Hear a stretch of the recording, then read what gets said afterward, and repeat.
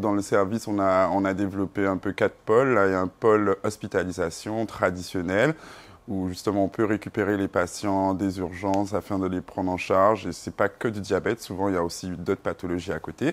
On a un service de consultation un peu dédié justement au suivi de ces patients post-hospitalisation. On a après ça un service d'hospitalisation de jour qui est très intéressant puisque c'est un peu plus dynamique où sur une journée, le patient il voit un peu tout le monde, il voit un peu tous les spécialistes qui gravitent autour de la maladie.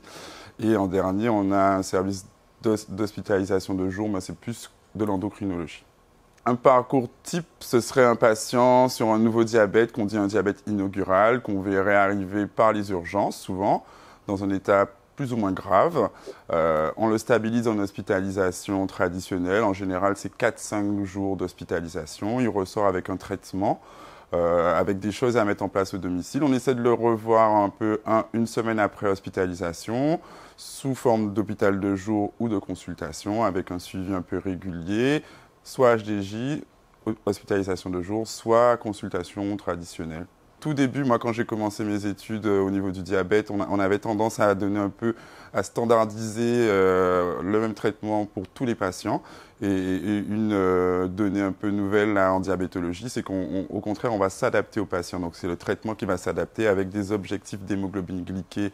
L'hémoglobine glyquée, en fait, c'est le reflet des glycémies sur 3 mois qui est adapté aux patients.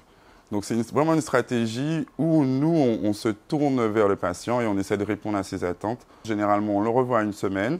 Après cette semaine-là, on le programme à 3 mois. En général, ce qui est demandé là, par la Haute Autorité de Santé, c'est qu'il soit vu au moins 2 fois par an.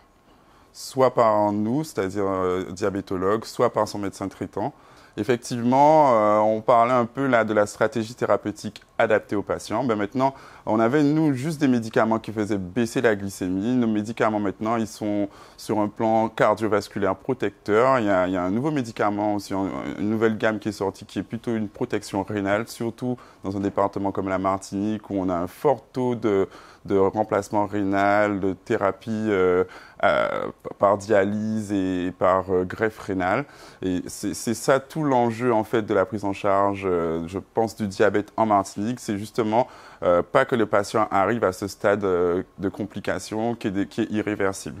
Et oui, on a des médicaments qui s'adaptent à ça, qui font finalement pas beaucoup baisser la glycémie, mais qui sont protecteurs en tout cas sur le plan rénal et cardiovasculaire. Donc oui, c'est très intéressant. L'idéal, ce serait vraiment de ne pas hospitaliser le patient, il ne faut pas le sortir de son environnement. C'est ce que j'essaie de faire un peu, c'est-à-dire le prendre chez lui et sur des consultations courtes ou des hospitalisations de jour, justement. C'est pour ça qu'on va plutôt multiplier les hospitalisations de jour plutôt que les hospitalisations traditionnelles où on sort le patient de son environnement.